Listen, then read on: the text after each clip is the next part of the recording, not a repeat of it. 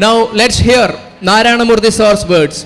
Sir, I request you to say a few words to the gathering.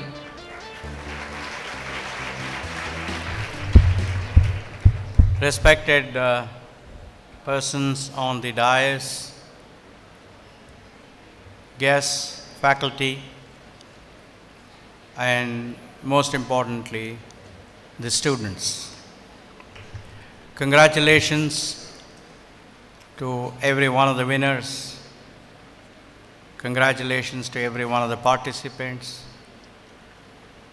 because the first step to winning is to participate.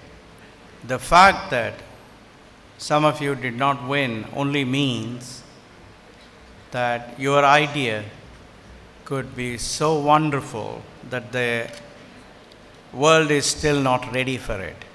There have been several such examples. So,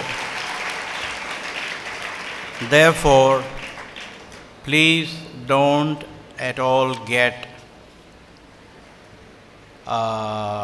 dejected, because some of the most innovations in the world did not happen at the time when things were ready, and therefore they did not happen. I have just accepted, it's still not public knowledge, to serve on the jury of a 8.5 crore prize in outside India, of course. It's a £1 million prize. And I hope that some of you youngsters will be able to compete for it in the next whatever number of years, and that you will win it. Because by winning, you will raise the confidence of the country, you will raise the confidence of youngsters, and you will make a lot of difference.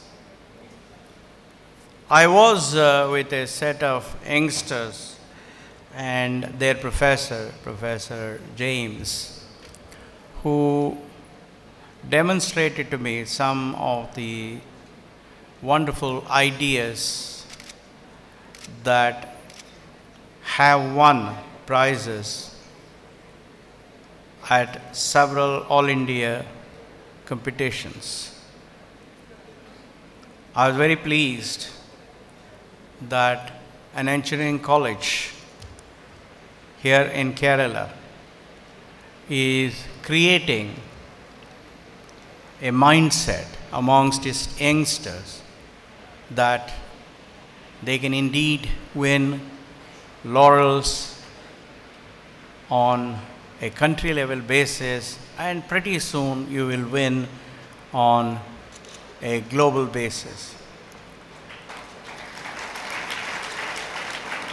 I was also extremely thrilled that majority of the winners in today's prizes are women or girls.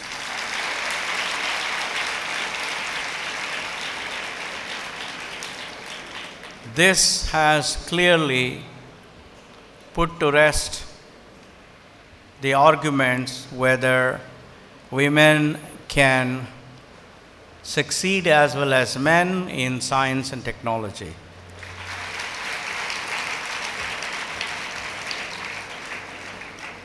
This is extremely important for a country like India, where we have to harness the smartness, the thinking capability, and entrepreneurial abilities of every one of our youngsters. Congratulations. One of the things that I told Professor James and his students is the importance of following 4 precepts of entrepreneurship. The first step to entrepreneurship is what you people have done. Think of an idea.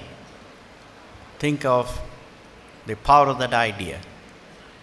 So I told them that the first requirement for success of an idea is your ability to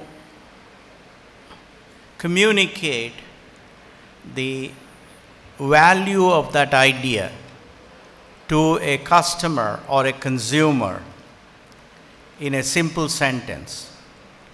Not a complex sentence, not a compound sentence. It should do, therefore, one of the following.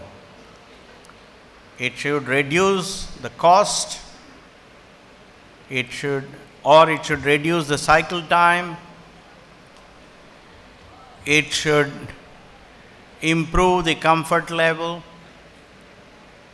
or it should increase the revenue, etc., etc. In other words, whatever idea you come out with, first ask the question, will my idea be able to do what the world is doing today, cheaper, faster, and better? If you are not convinced, either you have to think a little bit more or move on to another idea. I am saying this from our own experience at Infosys. We succeeded whenever we could clearly articulate the power of idea in terms of a simple sentence. Whenever we failed to do it, we just did not succeed. In fact, we came out with 2 or 3 ideas that we thought would be earth-shaking, but we ourselves couldn't communicate the power of that idea in a simple sentence. And sure enough, it did not succeed. Because if we are confused in our mind about the value of that idea, how can I convince you about the value of that idea? Also remember, as I told Professor James and others, unless somebody is willing to put money on the table and buy your product or service, that idea is worthless. Yes, at some stage, you will perhaps provide that service, that product free to a certain section of the society because they cannot afford to. But I think on day one, please don't do that, because market is an extraordinary mechanism to evaluate your idea. Market is an extraordinary mechanism to peg the pricing of your idea.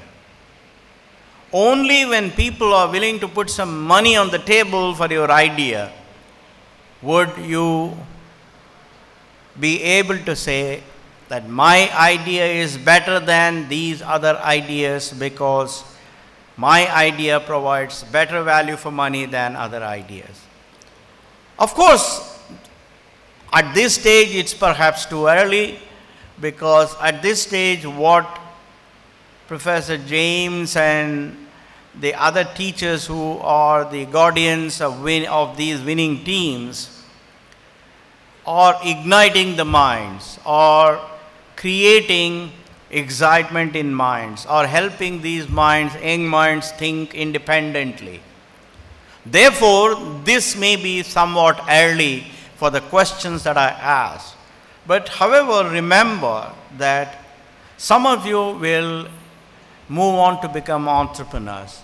For you people, evaluating the power of idea becomes extremely important. Second, the market must be ready for the idea. No matter how wonderful the idea is, if the market is not ready, your idea will not succeed. For example, in the late 60s and early 70s, Philips, which is a company that is famous for light bulbs and radios and other stuff, they produced a mini computer, 16-bit mini computer. By then, Hewlett-Packard and Digital Equipment Corporation had produced wonderful 16-bit mini computers. But Philips' idea did not take off in Europe because the Europeans didn't believe that Philips would be in a position to produce something that is better than those other two competitors. Frankly, that was a wonderful architecture. Some of us who are technical, who looked at it, were amazed by that. The point I'm making is this: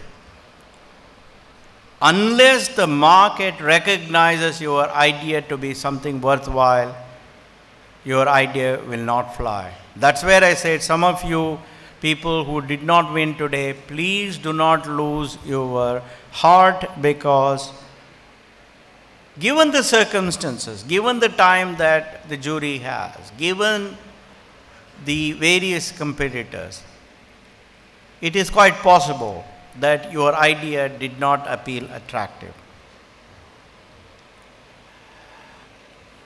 Third,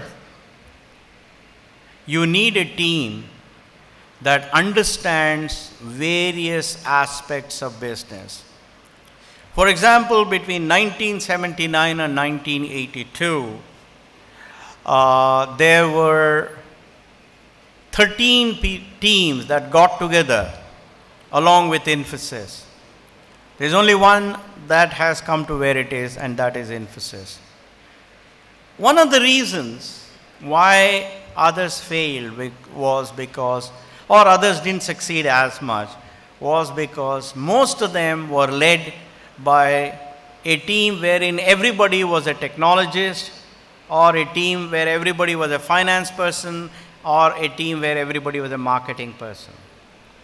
However, for success, you need a team that brings complementary strengths, that is mutually exclusive but collectively exhaustive sets of skills, expertise, and experience. You need people who understand technology, you need people who understand market, you need people who understand finance, you need people who understand human resources. So therefore, at an appropriate time, please bring a team that consists of all these expertise. Fourth, in entrepreneurship, it is all about deferred gratification. That is, sacrifice today and hopefully success tomorrow. It's not certain, but hopefully. Therefore, it is all about deferred gratification. It is all about making huge sacrifice today and hoping for success tomorrow. That requires a team that has an enduring value system. Everybody in the team must be ready to make the same level of sacrifice. And more importantly, there should be one leader. I haven't seen any teams that succeeded where there was more than one leader. And that leader has to demonstrate his or her leadership, because he or she sacrifices much more than others.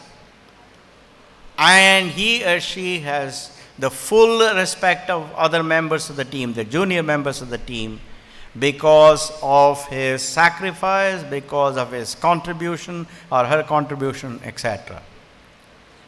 And finally, of course, you need finance. But don't worry about it. Finance will come, because today money is chasing good ideas.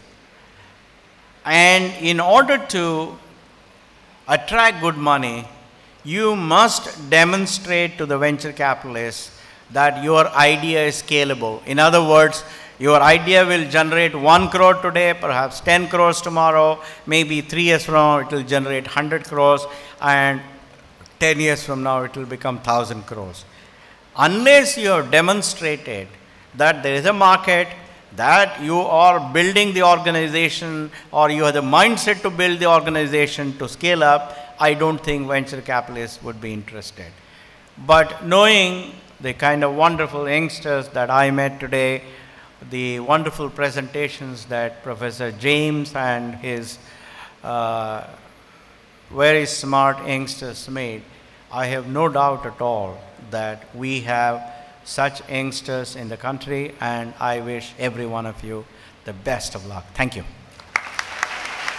Thank you very much, sir, for enlightening us with your wisdom.